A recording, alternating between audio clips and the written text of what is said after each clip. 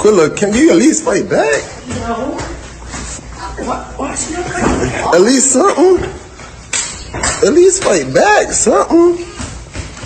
Get up, bro. Get up. Yeah. 6 people were in that room. 1 person was getting hurt, and not one of them stepped in. Less than 24 hours after arriving in Mexico, one of them would be dead. And everything that came after only raised more questions. Shanquella Robinson was 25 years old, from Charlotte, North Carolina. She wasn't just figuring life out. She was building something for herself. She ran her own businesses, one focused on children's hair, the other on women's clothing. She was creative, consistent, and moving with purpose. The kind of person who didn't wait for opportunities, she created them. Now, the people she went to Mexico with, they weren't random. These were people she had known through college circles. Not all of them were close, but they had history. And then there was Khalil. He wasn't just another face in the group. He had been around her family, sat at their table, traveled with them. Her mother knew him, trusted him, so when the idea of a trip came up, nothing about it felt off. The trip was planned for late October 2022. The destination? Cabo San Lucas, Mexico, a luxury villa, big space, private rooms, the kind of place people go to celebrate, unwind, post pictures, and live a little. But here's something that matters. Shanquella wasn't part of the original plan. The trip had already been organized. It was meant to be a birthday celebration for a couple people in the group. Then plans shifted. Some people backed out. And suddenly there were open spots. That's when Khalil reached out to her. She agreed to go. And not only that, she reportedly contributed a significant amount financially. The group boarded their flights on October 28th. They landed in Mexico. They arrived at the villa, and at first, everything looked exactly how you'd expect. Shanquella was smiling, recording videos, showing off the space, the pool, the views. She looked comfortable. The next morning changed everything, and it didn't take long. Less than 24 hours into the trip, the energy inside that villa shifted. What started as a getaway turned into something else entirely. And the people around her, they didn't stop it. They watched. Some of them recorded. And one voice in the room kept pushing it forward. Because at that moment, this wasn't a fight. One person was being attacked. And she wasn't fighting back. That moment right there, that's where everything starts to break. What happened in that room didn't look like a disagreement that got out of hand. It looked one-sided. Shanquella wasn't defending herself. She wasn't swinging back. She wasn't escalating anything. She was taking it. And the people around her, they stood there. Some watched, some recorded. Nobody stepped in. Not one person said stop, moving on. After that incident, Shanquella wasn't okay, and that much was clear. She had visible injuries. Her condition had changed. But instead of reacting with urgency, time passed. Hours. No rush to a hospital. No immediate emergency response. At 2:13 p.m., someone finally contacted the villa staff asking for medical help. And the story they gave? That she had been drinking too much. That explanation doesn't match what had already happened earlier in that room, between what actually took place and what was being told. Around the same time, Khalil made a call to her mother. Back in Charlotte, he told her Shanquella wasn't feeling well, mentioned alcohol, said they were taking care of it, and her mother believed him. This was someone she knew, someone who had been around, someone she trusted.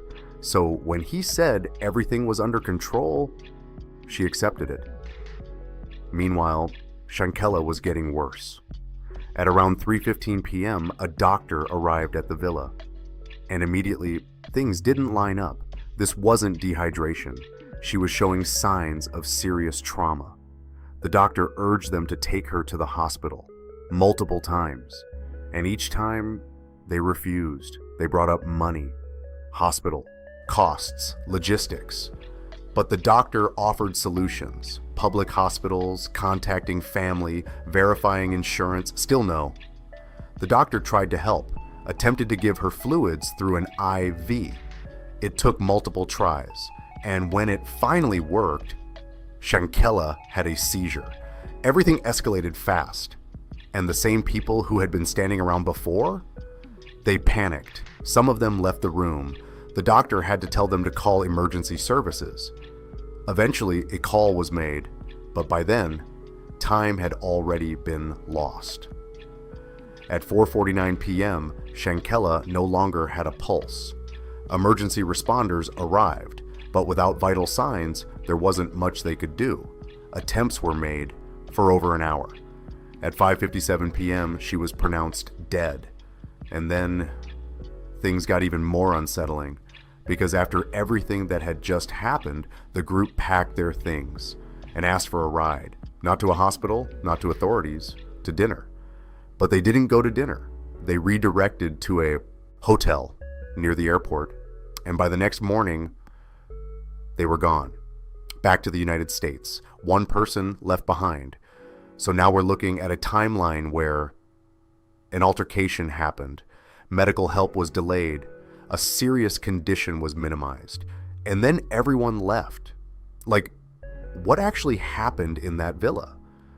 Back in Charlotte, the story started to fall apart. Khalil and Dejanay showed up at Shanquella's family home. They brought her belongings, they offered condolences, and her mother welcomed them. Because at that point, she still believed these were her daughter's friends. But as days passed, the details didn't line up. Each person had a different version. One said she was found unresponsive. Another said she was in bed.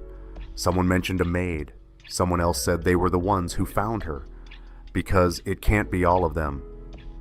Her mother started asking questions. I thank God for the 25 years that she were here with me, you know. But I hate to see my child leave here like that, you know. That was a terrible way for her to die. What were her hopes and dreams? What were her plans for herself? Well, she always said she wanted to have a successful business. Yeah. You know, that's all she pretty much talked about. And she could do anything. Yeah. Anything that she said her mind to do. I said, well, okay, enjoy yourself. And I'll call you by the time I think you've gotten there. That Friday evening, she seemed very excited about the trip, you know. And she said she was getting ready to eat some tacos. They had a chef there.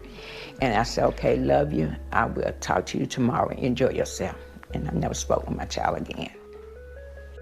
Not even 24 hours after her daughter landed in paradise, Salamandra says she got a worrying call from one of the friends who told her Shanquella wasn't feeling well. And I said, well, what's wrong with her? And he said, alcohol poisoning. I didn't know what alcohol poisoning was, you know. But he said, the doctor is on the way. And I said, well, how you know alcohol poisoning if the doctor haven't arrived yet? According to the police report, the doctor recommended that Shanquella be taken to the hospital, but the friends allegedly refused. And I said, well, why you can't take her to the hospital? You know, take her to the hospital. And he said, well, they say you have to have cash money. I said, well, she has insurance. And he said, well, she need about $5,000 to be seen in the emergency room. Soon after, another series of calls. Salamandra was told an ambulance had arrived, but it was too late. They said that she was responsible and the ambulance was trying to resuscitate her. He said he was sorry that Shanquella had passed. He said it just like that? Just like that. He wasn't even emotionally upset or nothing about it. And I say, well, you know, it was nothing I could do. It's just my heart just crumbled, you know, because I couldn't even get to my child. She's 2,000 miles away. Local Mexican authorities later releasing the police report stating the cause of death as cardiac arrest. Salamandra says days later, the friends returned to the States after their vacation. But as the family grieved, Salamandra says she received a disturbing call. I got a call from somebody, I didn't even know who it was, and they said that they was over there fighting that girl. And that's the way they left it, just like that. So someone just called you, said that, and then hung up? And hung up. Said they was over there fighting her. I don't know why they keep talking about alcohol poisoning.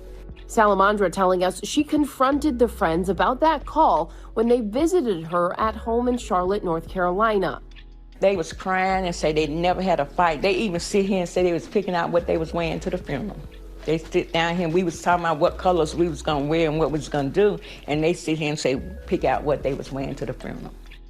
As Shanquella's family was making plans for her funeral, they received bombshell news contradicting everything they'd been told by the so-called friends and the police report.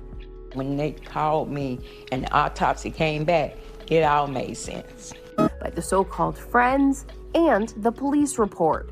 When they called me and the autopsy came back, it all made sense. According to the death certificate from Mexico, the 25-year-old died from a severe spinal cord injury and atlas luxation, a dislocated neck. There was no mention of alcohol or cardiac arrest, and the approximate time of death was at 3 p.m., just 15 minutes after the injuries. What went through your mind when you heard that? Oh, just couldn't believe it. We just got sick on the stomach. Salamandra again says she confronted one of the friends who lived nearby. They say Shanquella didn't die from no alcohol poisoning. They say she had been beating her neck. He broke out in a sweat, and he came out of his shirt. He was sweating so bad, it's like it was eating him up. But soon, another punch in the gut. Graphic cell phone footage leaked online appearing to show Shanquella naked, physically assaulted by another woman, while others appeared to watch on, even encourage it. The case gained attention quickly. People started asking questions, demanding answers, justice for Shanquella, say her name, and still no arrests. Mexican authorities issued an arrest warrant, the person believed to be responsible, but that didn't lead to immediate action in the United States. Different systems, different processes, delays, complications, time passing. Meanwhile, another layer gets added, a second autopsy in the United States, and the conclusion, undetermined. So now we've got two different outcomes, two different conclusions, and one reality that still hasn't been fully answered. Dejanae later claimed self-defense, even changed her name, moved states. But the case didn't move with her because the questions stayed. Shanquella Robinson was 25 years old. She built her own path. She trusted the people she traveled with, and she didn't make it back home. Her family is still asking for answers, still pushing for accountability, because for them, this isn't over.